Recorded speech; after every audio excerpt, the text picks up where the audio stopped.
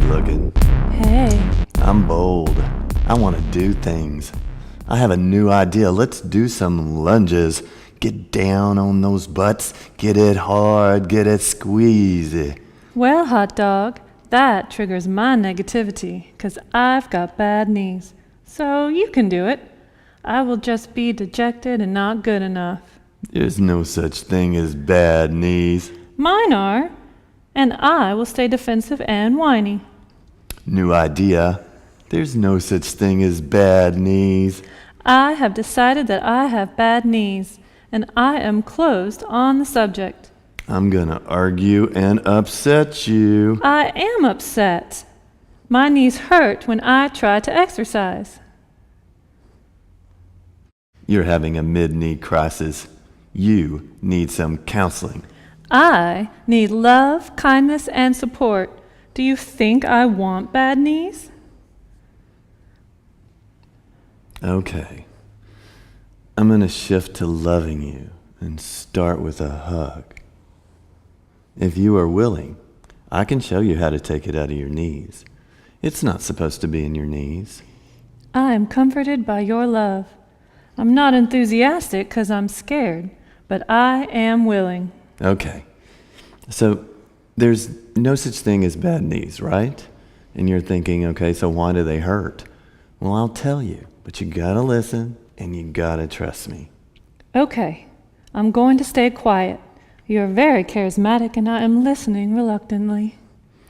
Unless your knees were traumatically hurt in a specific event like a car wreck or someone whacked you with a sledgehammer, then the diagnosis has to be there's a weakness in the muscles above the knee or below the knee. There's a solution for that. You see, when your muscles above the knee or below the knee are too weak to absorb your total body weight as you live day to day, the work of moving you around and getting you up and down falls into the knees and wears them out. There's nothing wrong with the knee. It's the muscles that are too weak. Muscles get weaker every week that you do not practice strength exercises. Over time, even what we call normal gait patterns are mutated so badly that we don't move like we used to. And what really wears out those knees. Add to that, our brains forget how to move or control our muscles normally. So we just slowly, gradually deteriorate everything. Unrestricted movements are a thing of the past. Motor control, which is one of the best features of the brain, weakens just like everything else if we do not practice strength exercises. We just hobble around and create more problems. That pain that you feel is the red flag of muscular weakness. Well then show me. Show me something, mister. I will. Let's go to the gym. Let's go. Hello, I am Lawrence. And I'm Jennifer. And we are the Personal Training Show. Today we're going to show you how to do lunges. Lunges are a very valuable exercise if you know how to do them. The first thing I'll say is it was quite some time ago that forward lunges became popular, particularly amongst personal trainers. So you would see people doing them all the time if they were in a personal training session. So I don't know how they got started, and I can only guess how they got popular because you do what your personal trainer says. But they are not good. And the reason they are not good, I'll just briefly show you, and then we'll move into backward lunges, which are better. Forward lunges, when you do them, you temporarily put your weight in your knee, okay? Now, you're supposed to land and put it in the rear end, okay? But, well, you do that better and better if you have perfect technique. But I guarantee you, people don't have perfect technique for that. Plus, walking lunges means each single one you have to have perfect technique. And plus, you have to be really, really coordinatedly strong. You know, you have to have a very, very developed and polished motor skill and musculature. You need to be an all-around exerciser to get away with that. It's just not worth it. First of all, I don't ever see anybody do it well, okay? And the personal trainers, for the most part, are just standing there watching. That's another issue. Anyway, so we're going to do backward lunges. Go ahead and get in your backward lunge position. Your feet are just together, I guess. Okay. Excellent. Go ahead and start. Let's see how you do. Excellent. That is very, very good. So the work is going in this hip. You feel it? Yes, right here. Good. Keep your hand there so we can see where it's supposed to go. Now the knee of that hip where she's got her hand, that knee is blocked back so that it never goes forward of her toes. Okay? I don't think that we can see that real well in the camera. So, yeah, stand so that you're profiled to the camera. That's not profiled to the camera. Better? Okay? Oh, now that's how we're going to do it, okay? Forget the fact that our 9-foot power rack is not on the right angle. We will move. That looks good. Okay? Go ahead and switch legs. Show them the other one. All right. Now. Good. I tell you what, let's see how adaptable we are. Let's, you turn around and do that same hip. So you're going to turn around and profile yourself to the camera, profile yourself to the camera. Good. This is live performance art. Open mic, unscripted, unlike our knee skit. I hope y'all liked our knee skit. I did. I did too. I love Jennifer's knees, so it was easy to get in character. Well, you're the bee's knees to me, baby. How about a kiss? Okay, I got an idea. Why don't you talk about them, anything you have to say, and I'll do some. That's a great idea. Okay, this bar is an Olympic bar. You learned that from Overhead Press Girl. We've adjusted the hooks on the rack so that it's like a ballet bar. I love ballet bars. Let me tell you something that I've learned by spending years and years both in the gym and in the studio. You know this place is called Gym Studio, right? For a reason. That regardless of whether it's a horizontal bar like a ballet bar and like this one, or whether it's a vertical bar, okay, like in the power rack. Power rack was my first piece of equipment that I fell in love with.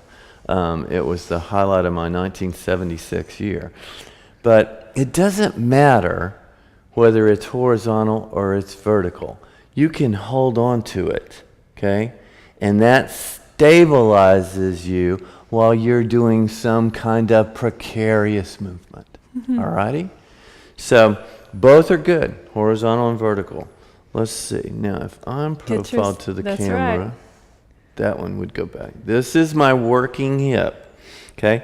My working hip, you can use this leg just so that you don't weigh as much as you lower in that hip. And see that knee?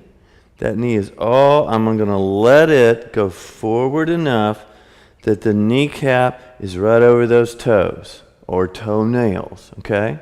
And I'm going to imagine that it can't go any further forward than that. I'm going to block it back. That's a term that we use in gymnastics to teach standing back handsprings instead of a round-off back handspring where you run down the mat and then change your direction from running forward to all of a sudden backwards via a round-off.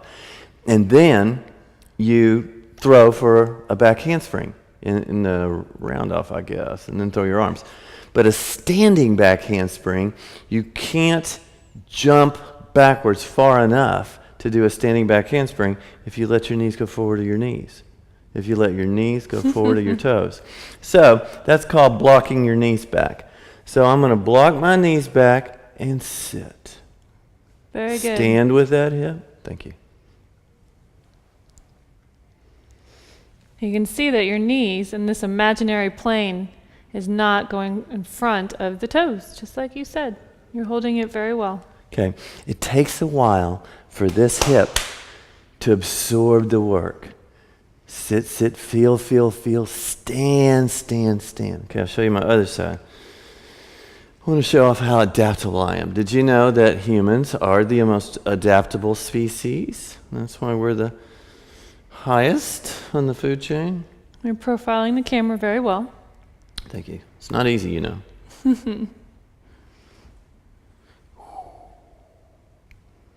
Good. I can tell by the way your rear leg comes up off the ground that you're keeping the work in that hip.